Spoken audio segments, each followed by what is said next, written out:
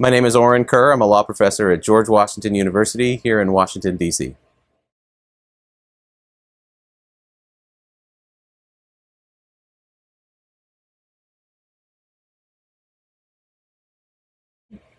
I do think oral argument has become more important. I mean, it's always interesting to go back and listen to some of the earlier oral arguments from the 50s or the 60s, and it's like a Martian landing on Earth or something like that. You kind of listen to it and you think, where are the justices? They're not asking any questions. And lawyers would go on for 10 minutes or 20 minutes just pontificating. And the way it works today, there's the opening statement of each side, and maybe they get 30 seconds or a minute, and it's almost sort of just to let the lawyers feel comfortable, and then the questions start.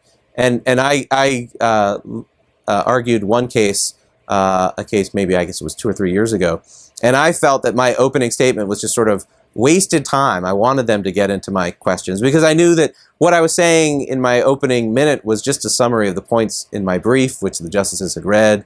And I just wanted to get on to the questions to know what they cared about, to see where the justices were, and sort of get a sense of where the court was.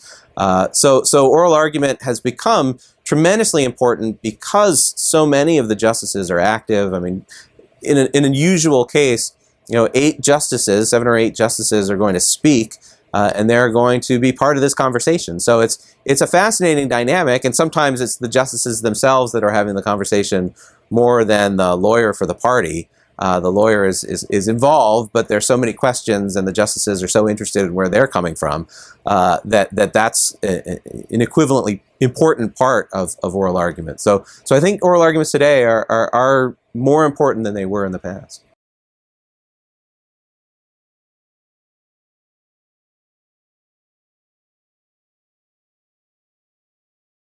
I mean, I think at oral argument, the oral arguments are really about the briefs. So the briefs have framed the case, and the justices come in with questions that they have about the briefs, and the briefs really are they're the documents that really get it all going. The lower court opinion, the briefs, important amicus briefs, they and the court's precedents really frame each argument. So the oral argument is really a conversation about those materials and about the issues raised by the materials. You couldn't, as an advocate, sort of bring up a new question or try a new approach. Sometimes lawyers do realize, by the time they get to oral argument, that the approach in their brief isn't working, and they try a fallback argument or something new, and the justices usually sort of look at them kind of funny and say, "Wait a minute, this is not in your brief." So the briefs really define the cases, and you don't have that much time after cert is granted to write a merits brief. It's a long, thorough document, and it has to be very professionally done, and the window in which those briefs are written is pretty narrow. So the process is incredibly intense, and it really defines the case the moment that brief is filed.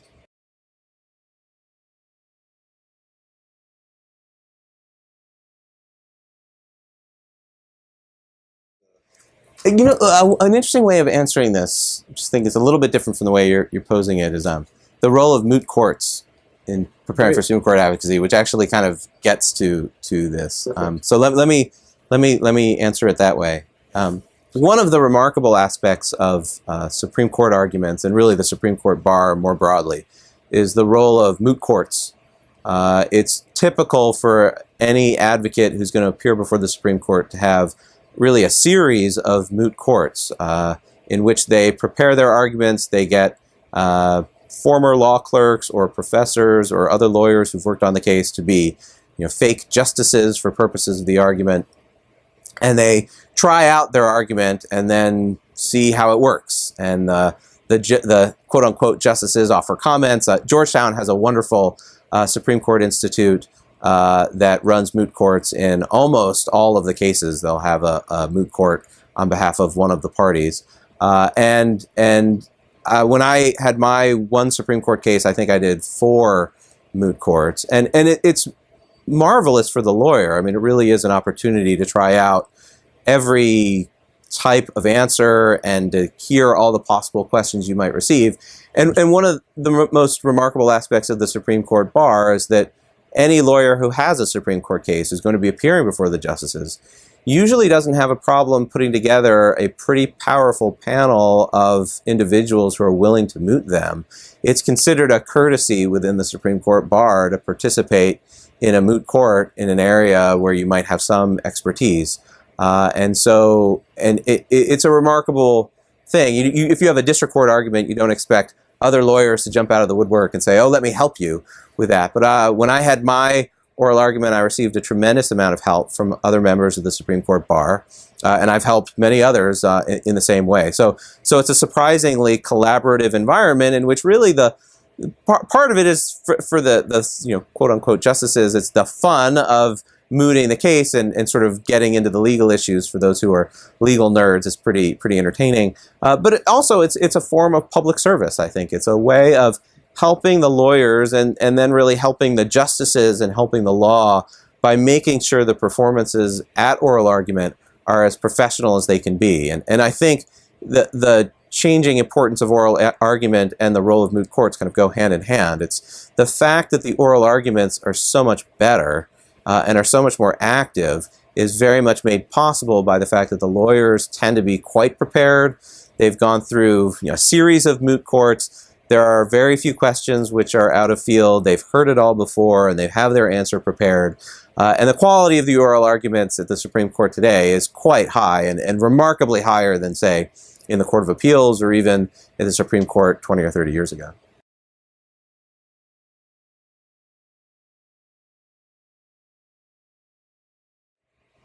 I think academics influence the court in a bunch of different ways. One way in which the academics have had quite a significant influence in the last 10 years or so is the rise of Supreme Court clinics. More and more of the court's cases, in particular in the criminal law area, have begun to be litigated by Supreme Court clinics, which typically are bringing a Supreme Court specialist who has a lot of expertise, who can litigate a case quite effectively, and they're taking cases that in the past would have been litigated by a solo practitioner or someone without Supreme Court experience. So that's a role where academics are stepping in as litigators, and I think are really raising the level of quality of Supreme Court advocacy. And I think particularly in the Fourth Amendment area, there have been a bunch of cases with Jeff Fisher and the Stanford Supreme Court Clinic. And Jeff Fisher is just a terrific lawyer. His briefs are always outstanding.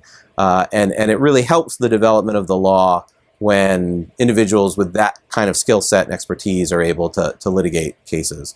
And there's a very different role, I think, that are played by academic amicus briefs, and here I'm much more skeptical. Sometimes academics file amicus briefs where they have real expertise and they can bring some background to a problem which others can't bring. And then other academic amicus briefs are just sort of the Me Too, here's a political cause that I like kind of amicus brief. From my perspective, I tend to be quite cynical of academic amicus briefs because I think the latter kind probably outnumbers the former kind. And I'll give you an example of this on academic listservs when law professors are proposing amicus briefs to file before courts. Sometimes it will happen that a lawyer will say, or a law professor will say, I'm thinking of writing an amicus brief. It'll be on this side. Would anyone be interested in working with me or joining it? And there will be a flurry of emails that follow in which other law professors say, I'll join, sign me up. And the brief hasn't even been written yet. And they certainly haven't read the brief. And so some of the academic amicus briefs are really just individuals hoping to share, to the extent that their reputations or their names have any influence on anyone inside the Supreme Court. I think it's sort of trying to push one side over the other. And I suspect the primary goal is to influence law clerks more than justices. If you're a law clerk and your professor has his or her name on an amicus brief, you might think, wow, Professor Smith is on this brief. I should take it really seriously. I think the justices, I'm sure, are quite cynical and skeptical already because they see this year in and year out. And so they know to really focus on the merits of the argument, not the names that are attached to an amicus brief.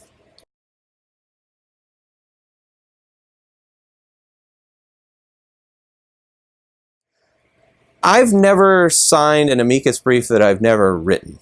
So my view is, if my name is going to be on an amicus brief, I want to really agree with what it says. And I mean agree at the level of it's citing the right cases at the right time for the right propositions, and it's not overstating issues, and it's providing the appropriate context. And I'm particular enough with that I haven't seen a brief that I haven't written that sort of met those criteria. So I'm open to others in areas that I follow closely happening to share the same views as I do. But it seems to me that if you're going to file an amicus brief in which you come forward and say, I've signed this amicus brief, this is my view, but it should really be your view. It should be something that you defend.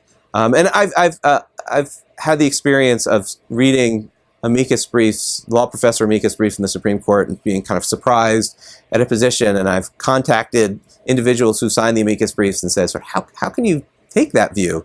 And I remember I did this in a case a few years ago. I made a phone call to a friend of mine, or I sent an email, I guess. And the response back was, oh, did the brief say that? I didn't know. I didn't read it that carefully. So if the law professors are not even reading carefully the briefs with their names on it, I think it's very good reason for law clerks and judges and justices to be pretty skeptical of those briefs.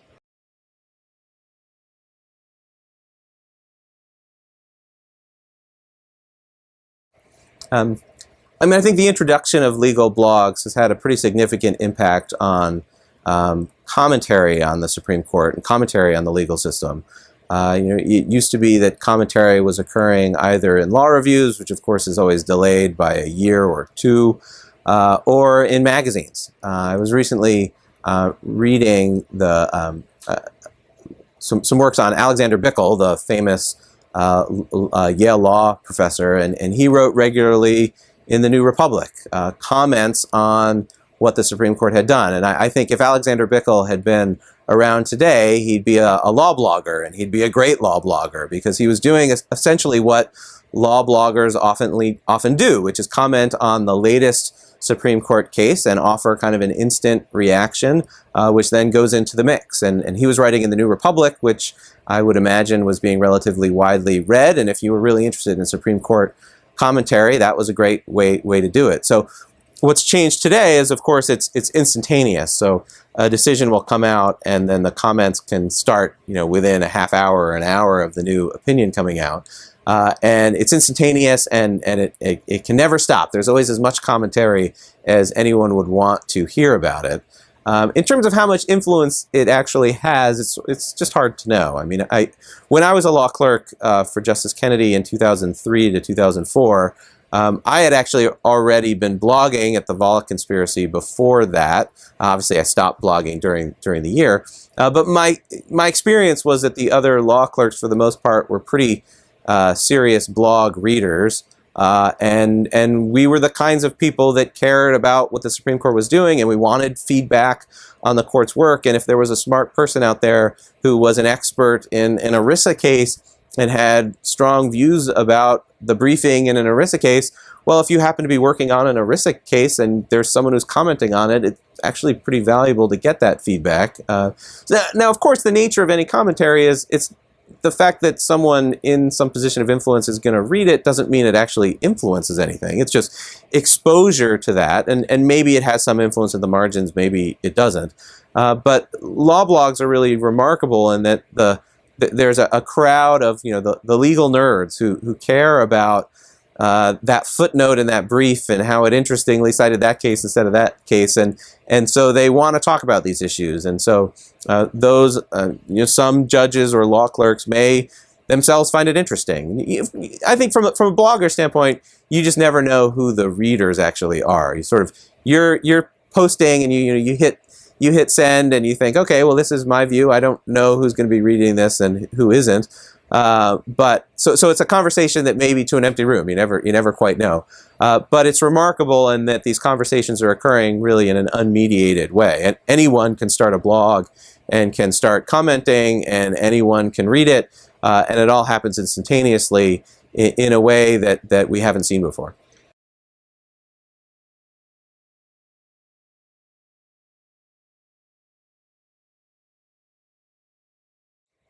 So what's distinctive about regularly blogging on legal developments is that you have to actually follow those legal developments. So when a court comes down with a decision in your area, you kind of drop everything and you read the 100-page opinion or you read the 50-page opinion and you come up with your view on it, and you kind of have to do that.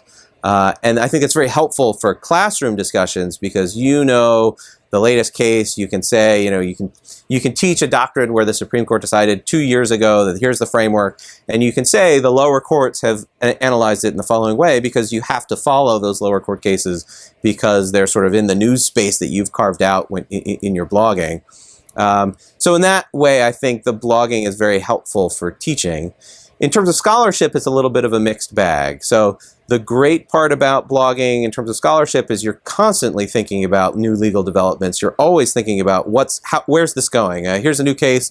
How is this similar to another new case that was 6 months ago? And where's the law evolving? So it really opens up an ability, it's like continuing research into new ideas, and you can write probably more effectively on new legal developments or the evolution of the law than you would otherwise. The downside is that it does, I think, blogging makes your focus on what's going on today. And to the extent you're trying to write an article, it's a big picture, step back, more theoretical work, focusing on the day-to-day of what this district court did and what the Fourth Circuit did yesterday, can get in the way. It can sort of take your focus away from the broader sort of long-term picture.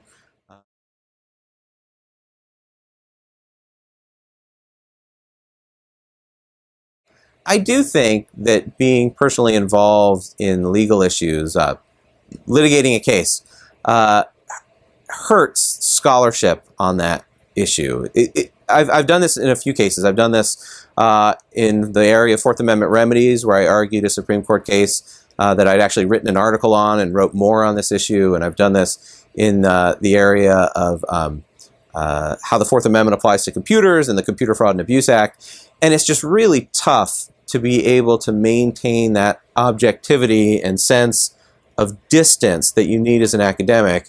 And to reconcile that with the role of an advocate, I find essentially impossible. I mean, the nature of being an advocate is you are thinking, what can I say that helps my side?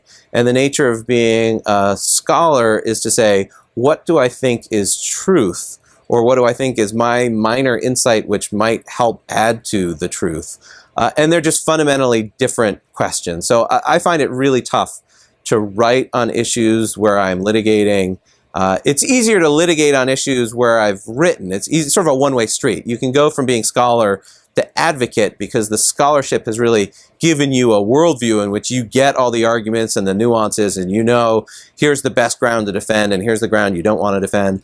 But going from advocate to scholar I find incredibly difficult, and I've tried to shy away from writing scholarship in areas where I have recently litigated, because I think you end up either celebrating victories or with sour grapes over defeats, and it doesn't really make for good scholarship.